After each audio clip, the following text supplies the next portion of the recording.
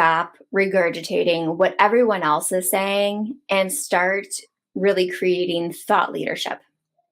Everybody has this goal of thought leadership and creating content that no one else is talking about, creating content that really stirs the industry and gets people talking. But there's only one way to really do that, and that's through original content. I'm your host, Sarah Noel Block, and this is the Tiny Marketing Show. I recently interviewed Michele Linn with Mantis Research, and we talked all about how to apply original research into your content marketing. She is a genius when it comes to survey-based original research. And from building out the questions to finding the audience to finding the story within your audience's answers, she walks us through how to do that so you can create true thought leadership. Not that fake kind, true thought leadership. So stay tuned. She'll be right here. Hello and welcome to Tiny Marketing. I'm Sarah Noel Block, and I teach small marketing departments that are tired of feeling overwhelmed and under-resourced how to build and manage an effective and efficient marketing strategy that works for them. You get expert marketing advice from someone who's been there, done that. Get ready, it's time to dig in. Thank you so much for joining me, Michele. Can you introduce yourself to the audience? Sure. My name is Michele Linn, and I work with Mantis Research. We help marketers conduct and publish survey-based research that they use within their content marketing efforts. Yes, I started following you on LinkedIn and just fell in love with your content. I'm obsessed with. I definitely have, how you can do the little bell now. I have you belled so I can get a notification when you post. You've taught me a lot about how original content impacts content marketing, or original research impacts content marketing. And it's not like any other type of content marketing. There's no fluff about it. You're getting something that will have real legs that you can get PR around. It'll flow into all other aspects of marketing. And let's start off with having you help me make my happy playlist. So what is your happy song? Yeah, you know what? I have a lot of happy songs, but one I really love, it's an oldie, but Viva La Vida from Coldplay. Okay, yeah, that's a good one. And it's one of those things that I have this video of my kids several summers ago, and they're just doing this really sweet, innocent dance to it with their friends. And it reminds me of like innocence and summer, and it just brings me back to a very happy place. I love that. That gave me goosebumps. It's going on the playlist. Okay, let's get into original research. So tell me the impact that it has on content marketing and why you focused your career on original research. Yeah, so I've been in the content marketing space for many years, since about 2008, 2009. And one of the things I've noticed is that a lot of content marketing does really, really well, or it can do really well. But because all of the content out there and the spaces are getting so very noisy, what I found is that original research is just a very unique and meaningful and worthwhile way to actually say something new. So because by its very nature, you're collecting new data, you're answering those unanswered questions, and it's data driven, it's one of those things that can start conversations. And like you said, can have really good insights for, all of your content marketing and thought leadership programs. Okay. So it is it's not as complicated as you might think. Like, you break it down where it seems completely doable. Can you tell me about survey-based research? Yeah. So, I mean, when you do would it be helpful to understand what the process looks like, or what would be the most helpful part of that? First, tell me or tell the audience what survey-based research is, and then tell us the process, how we can do it ourselves. Yeah, so survey-based research is figuring out what are those questions that my audience has that I can help them answer with survey data. So for instance, there's a lot of other types of data out there that you might want to collect, like behavioral data or user data. But survey data is really great about understanding what people's attitudes are, things that they're planning to do, what they feel about certain things, and so forth. So it's essentially going out and it's either surveying your audience via your lists and your emails and your communities, or it's partnering with another organization to, collaborate, and you guys can survey both of your lists, or it's reaching out using panel companies. So buying survey responses to understand what the general population and or a very specific part of the population thinks about something. Yes, I just took Aaron Balsa's research class, and that's something that I just learned, is that even SurveyMonkey, you could get 1,000 survey respondents from that, and you can get really narrow in who your audience is. Like, I was looking at the different ways to filter out what type of person can fill out your survey, and you can narrow it down to pretty close to your exact audience that you serve, which is nice. But yes. Looking at that, do you think that it's more beneficial to go that route or to partner with someone and survey both of your audiences? What gives you the biggest impact? So I personally, and I know, different people like to do different things. I'm a very big fan if you have an engaged list and or you can partner with someone who has an engaged list. I really like surveying your own audience, specifically if your audience is a B2B person. So if it's someone who is like I'm working with a client now and they have a bunch of RPA developers. It's a very specific audience. Or I just finished a survey with CMX, a bunch of these community managers and professionals, or a lot of marketers want to do surveys. So I think if you're going after a niche audience, even if it's niche as in marketers or something like that, I really like going after your own list, because oftentimes people want to ask specific questions that their own audience can better answer. Yeah. So even though there is some bias to that, and there's certain types of questions you don't want to ask if you're going after your own list, but in general, I personally think that your audience is going to spend more time thoughtfully answering questions if you're taking a B2B survey. But okay. I think for a consumer-based survey, I think panels work really, really well. Okay, that's good to know. And what would be the minimum audience size that would make sense for a survey? So if you're doing a consumer-based study, I always say to aim for at least 1,000 people, more if you can do more. If you're doing a B2B study, I think that the bare minimum, aim for 250. Okay. And truthfully, that's not based on anything besides, I feel like the market thinks 250 is a credible source to have. Yeah. I've asked this question on LinkedIn. I'm like, what do you think is like enough to have? And I think the other thing you want to be thoughtful about is, do you want to look at your data by different segments? So do you want to look at your data based on how do different company sizes vary, or how does how does successful from less successful people vary? So you need to have enough people in each segment so you can meaningfully compare them. But so it's not just the number, but it's the number that you need in each segment. But a good rule of thumb is 250 for B2B, 1,000 for B2C. Okay. I love a rule of thumb. It helps me. Very square person. All right, 250. I'm a B2B person. So when we're coming up with our survey questions, do you have any guidance for that? The best way to come up with survey questions that will guide you? So I always like to step back and think about, what is the big topic that you want to cover? So for instance, if you, let's say you are in the video marketing space, chances are, if you type in like the state of video marketing or even the state of B2B video marketing, you're going to see all of these different studies out there. So what you want to do is you want to find something that's a really specific niche for you to study and really try to figure out what are those questions that your audience have that are unanswered. And what are those questions that they have that align with what you do as a company.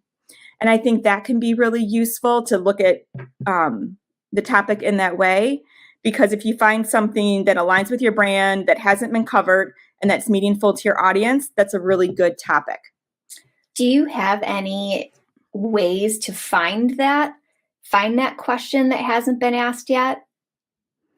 So I think that I know Aaron mentioned this to me recently, Aaron Balsa, who you mentioned. They use Gong calls. Like I haven't used Gong in my businesses, but like if there's any way that you can mine customer questions that you have, I always ask questions I always ask my clients, like, what questions do they get a lot?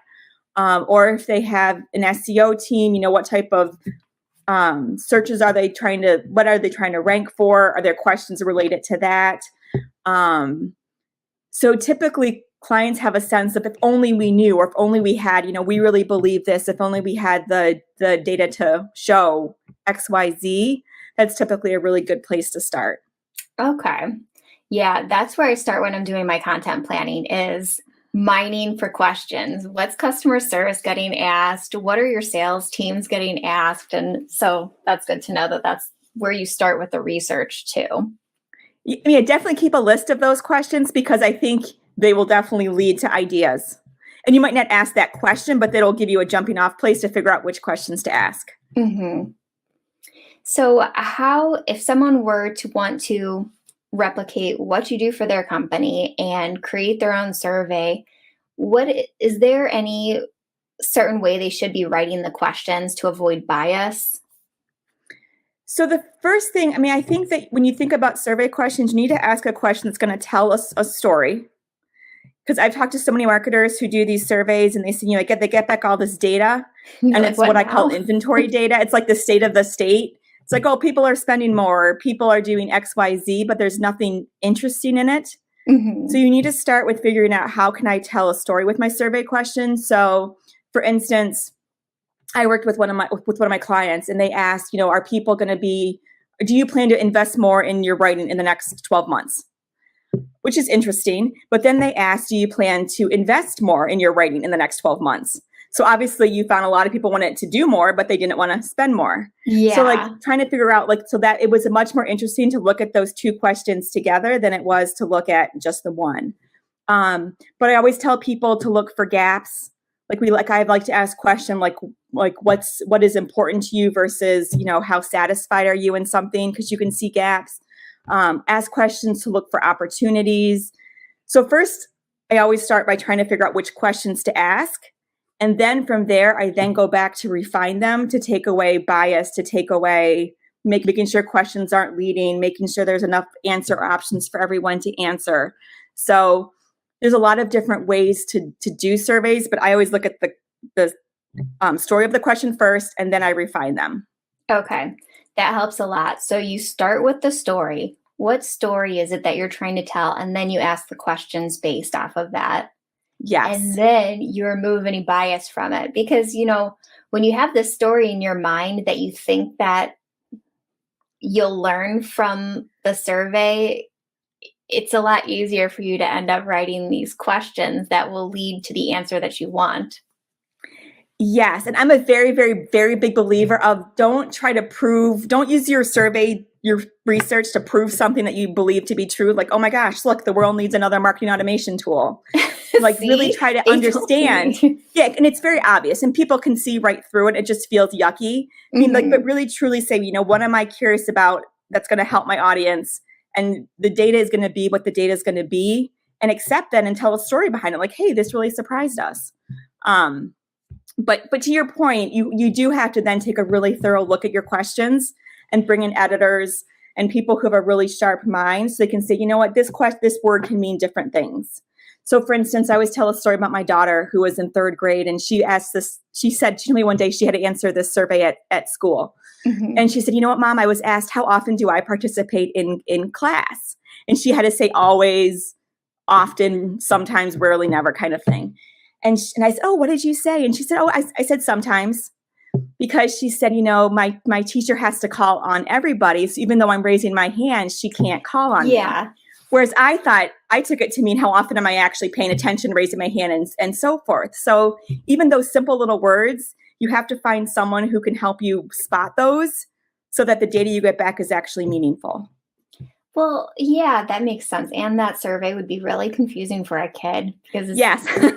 And it's a weird question to ask any 3rd grader, but yeah, I'm like the most literal person ever. And that's exactly how I would take it. I'm like, she doesn't always call on me, so I'm not always participating. Yes, though but it my makes hand it is look like always she's not up. paying attention. I think that she and I might be the same person. That's exactly how I would have interpreted it too. So, going back to the research report, how do you launch one? So what I always do, so I like at the beginning of the process, I always think about, here are these big picture questions I want to ask or answer based on the topic. And so you create your survey based on these big picture questions. And then when you have all of the data back, I always like to say, okay, how does the data actually answer all of these big picture questions that we wanted to answer? And chances are those are going to be the key stories that you're going to want to tell in your research report and all of your other assets. Mm-hmm. So I think it's very helpful to determine what is the storyline throughout all of your research, or what are those big stories, and tell that story in your research report. But keep a running list of all of these other ideas that you have. As you go through the data, you're going to find all of these other stories you want to tell. But I always recommend don't try to jam all of those into one report, but instead figure out what is that through line story you can tell that in your report, and then save all of that other stuff as ideas for ways you can reimagine and amplify your research. Yes, we were talking about this earlier in email, that there's a million ways to repurpose a research report. And actually, I had a client call this morning where they just did a research report. And I'm like, let me get my hands on that, because this is what I do is I read research reports and I figure out how to 15x it by creating different pieces of content from it. I just did this with another client, and then one today I was like, I need that report, please. I love that. I love that. Yeah, I mean, people don't think about how you can use that. You don't have to just do that research report. You can do super micro edutainment type content pieces. You could do a TikTok with the information that you learned in your research report. There's 1,000 ways to be able to use it. There is. And I think too, there's typically, even if you just look at the report, maybe your client has some additional data they can share too. Mm-hmm. And there's all these stories in the data that hasn't even been published. So I think research, you kind of get that 1-2 punch of repurposing what you have and then reimagining, even broader based on all this other data that you likely have. Yeah, that survey gave you more than that storyline that you pulled into the report. You can use that. I mean, it's probably could last a year at least if the information doesn't expire, the amount of content that you could create from it. Yeah, absolutely. Absolutely.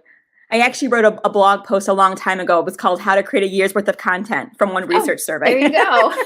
And I do not doubt that, because whenever I get my hands on one, I'm like, oh, this is gold. There's so much I can do with this. And the beautiful thing is all those stories are actually connected. It's not like all this just disconnected content a company throws out. It all comes back to the bigger picture. Thank you. I'm obsessed with episodic content, creating little cliffhangers that move you on to the next piece. So people are binging your marketing like it's Netflix, because they're like, well, shit, I need to know what the next thing is. Click next one. I love that. Do that with these reports. I love that. Yeah. It is, it just extends into everything. Okay, so we talked a little about amplification. Is there anything that we missed in that conversation? Any other ways that they can amplify their spend on that research report? I mean, I think that, like you said, that could be a podcast in and of itself of what you can do, because there's so many different ideas, from the big content like webinars to blog posts to, the micro content. One of the things I like doing that I don't see people doing a ton, just throwing out one idea, is I love using research as a way to start conversations. And I'm a fan of LinkedIn, but it could be on any platform that you want. But share a stat or share a story and ask people, hey, this is what we found. What do you think? That is a good point. Yeah. Business development. Exactly. And I think I call these Oxford comma questions, but what kind of questions can you ask where people have a really strong and easy opinion about? And you could ask that question, share that data. Everyone likes to say if they are pro or against the Oxford comma, and then like say, hey, this is what our research found. What do you guys think? Or we did this research piece about thought leadership, and we said the question was something about should thought leadership content be ghostwritten? And it was like half said yes, half said no. And we had such interesting conversations that spurred more, LinkedIn posts and more conversations. And a lot of people just reached out to say, hey, this is actually really useful. I'm so glad we're talking about these things. So think about just those little thought starters. I think that's a really cool way to amplify research too. I love that. I love that idea. And that just made me think about sales enablement, that you can take this information that you learned and help your sales team by giving them prompts in conversations that they can have. So it doesn't have to just be you, the marketer, the researcher that's prompting these conversations. You can hand them over to the sales team and give them an opportunity to build those relationships since they're the ones closing the sale. Exactly. And I would also think I haven't done this a lot, but another person I know, she worked for Salesforce, Heike Young. This was years ago. She told me this, but they always put together like cheat sheets for their sales reps about the research. Like, here's what it is. And here's the talking points, here's what you find, all the things. So don't forget to take that relatively easy step just to get your research in the hands of the right people and get it out even more. That makes sense. This topic gets me so stupidly excited. I love that. It's really fun. It's like a right brain, left brain problem. And it's not just writing content, which burns me out, to be honest, but it's like you got to like figure things out. Oh my gosh. I'm a right brain, left brain kind of person too, where I love a good formula. I love structure and I love reports and studies, but I am super like on that creative side where I like to find unusual ways to be able to share that content in different ways and surprise people. Yeah. And you can do that with that. Yeah.